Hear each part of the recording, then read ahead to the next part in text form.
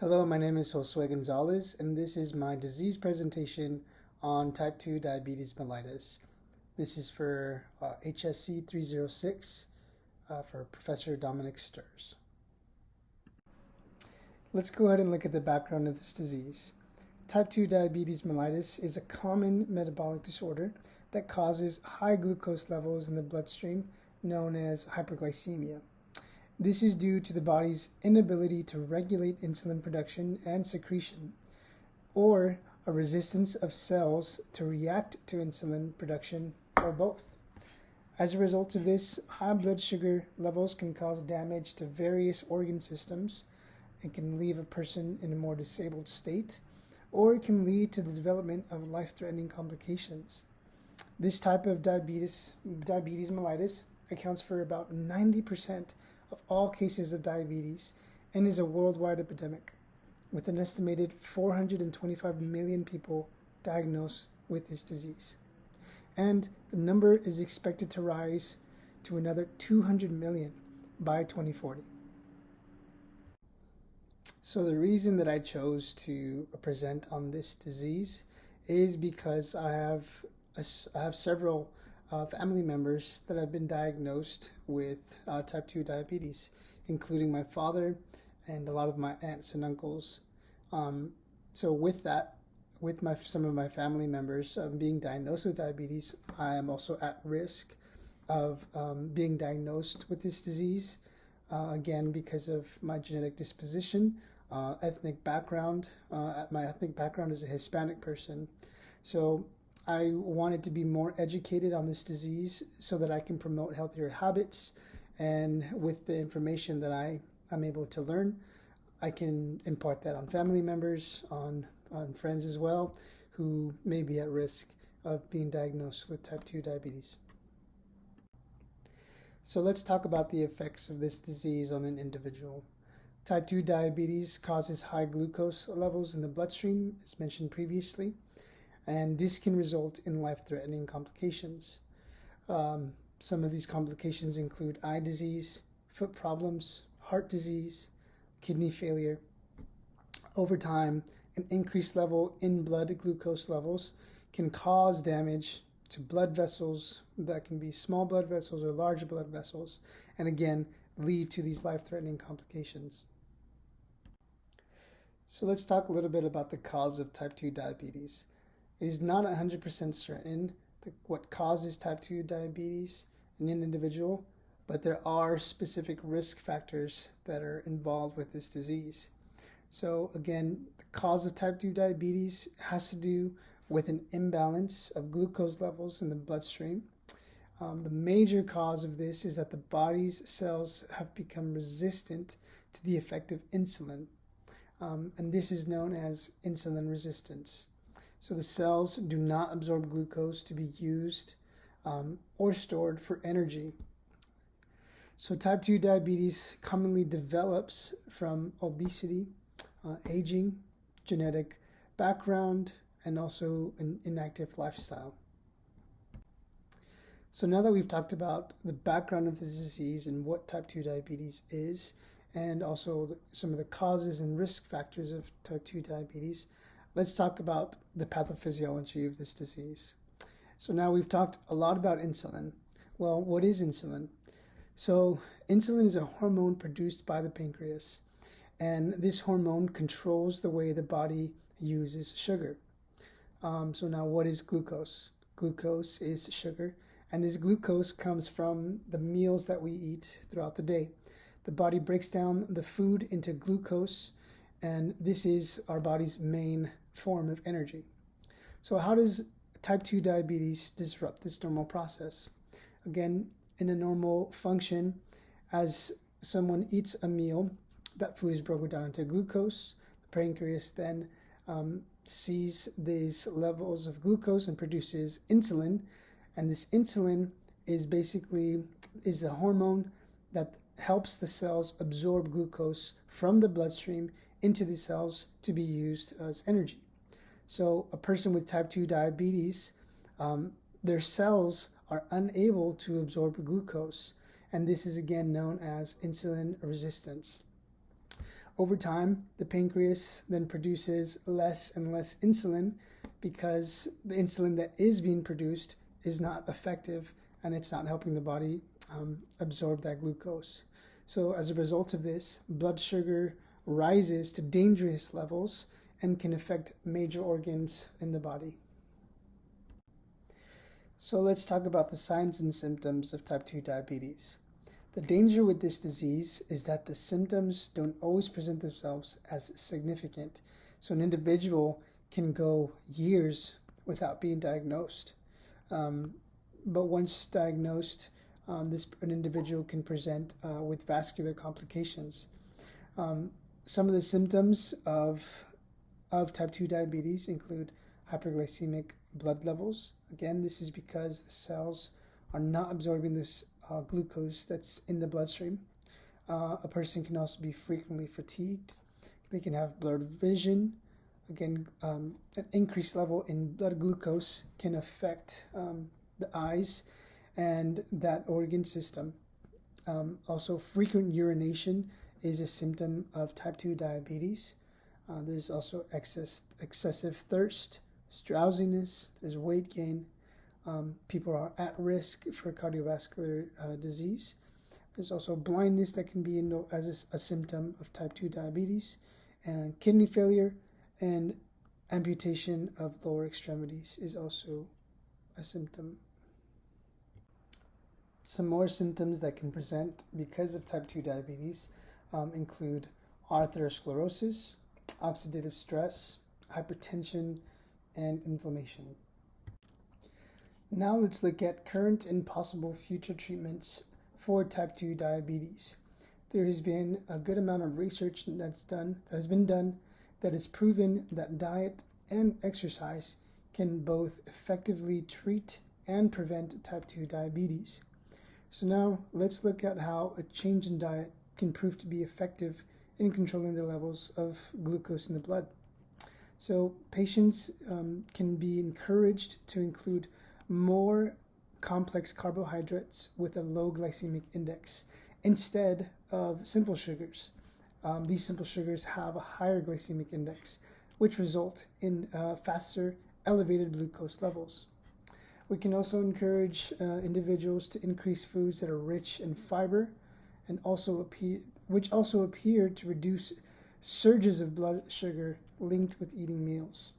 We can also encourage individuals to control and limit large food portions per meal.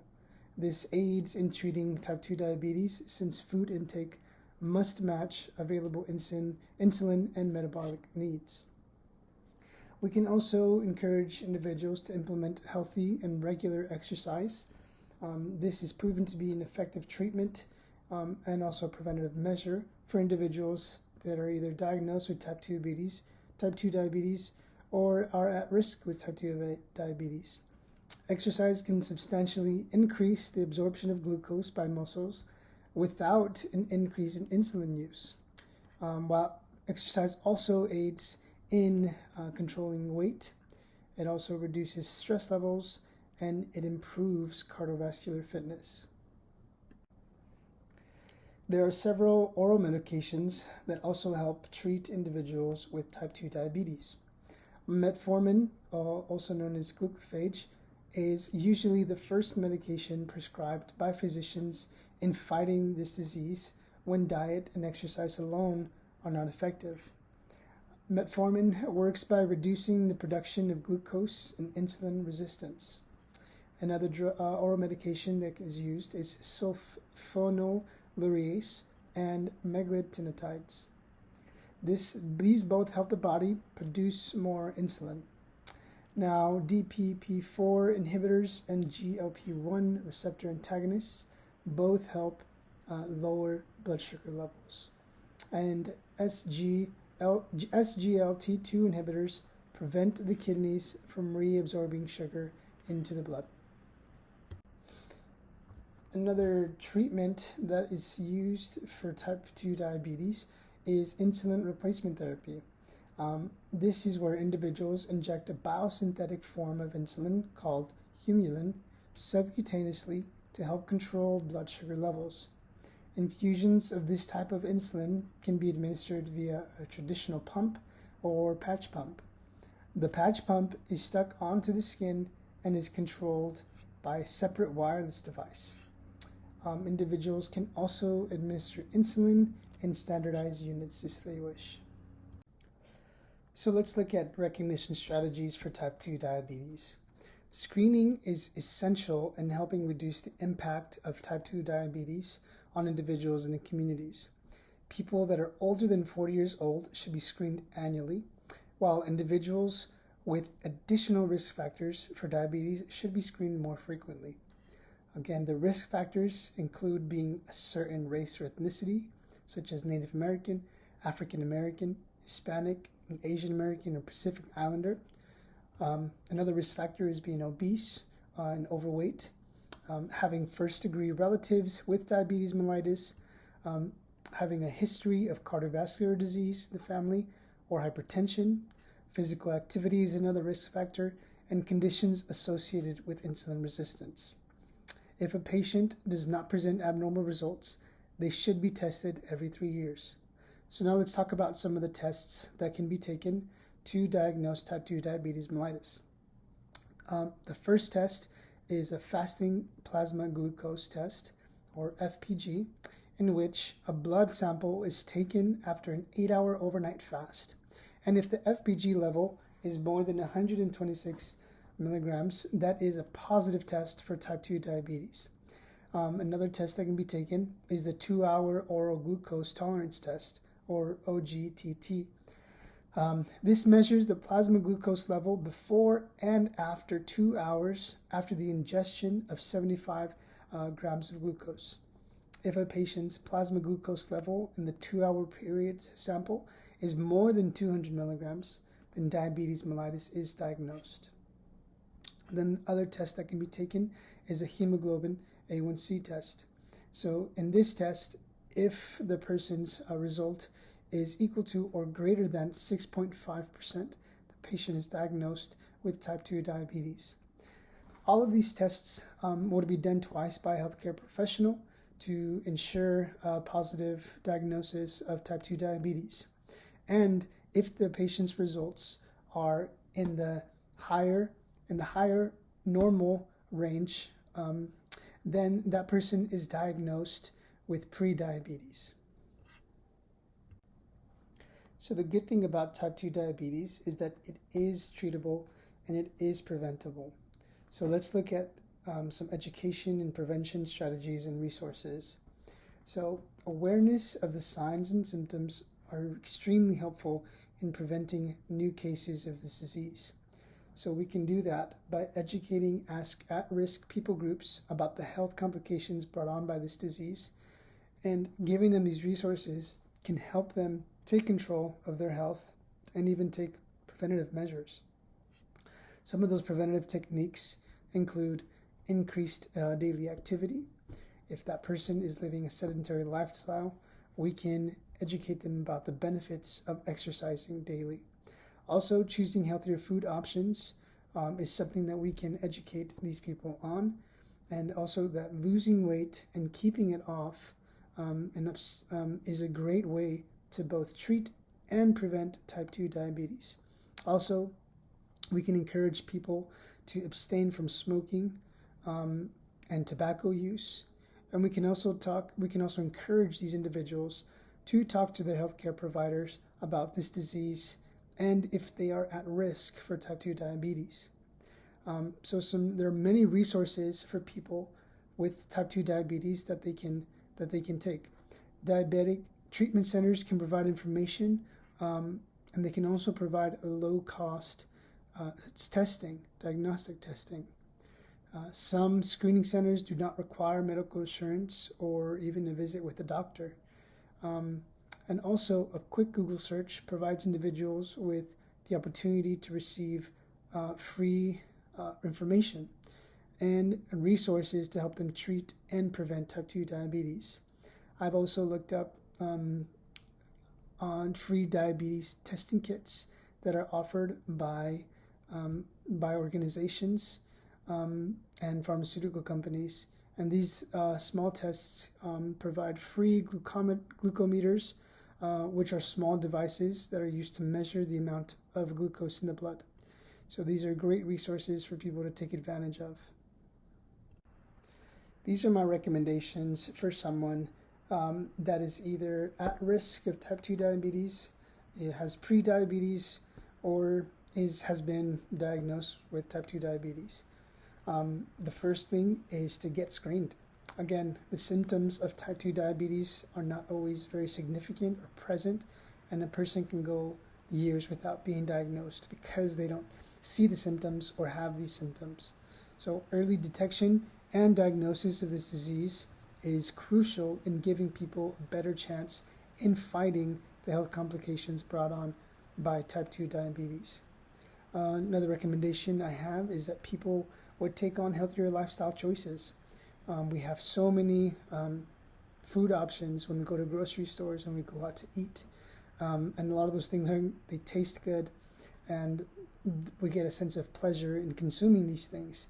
But again, the complications that can be brought on by type 2 diabetes and other health problems from eating very unhealthy foods and even living a sedentary lifestyle are very dangerous. So I can recommend that people choose healthier lifestyle choices, and that includes an increased fitness activities and also healthy dieting. These are simple and cost-effective ways to both prevent and treat type 2 diabetes. Let's look at type 2 diabetes mellitus and the relationship it shares with public health.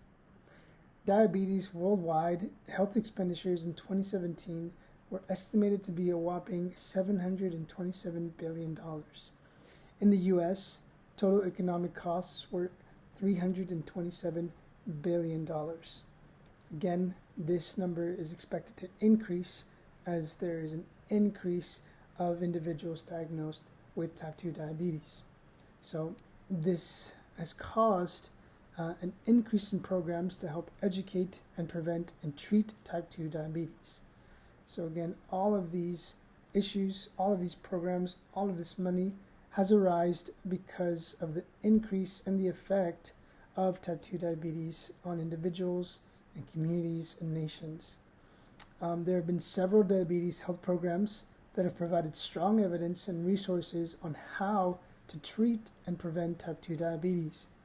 Some of these programs include the Chinese Daqing Group-based RCT, also the U.S. Diabetes Prevention Program, the Finnish Diabetes Prevention Study, and the Japanese Diabetes Prevention Program.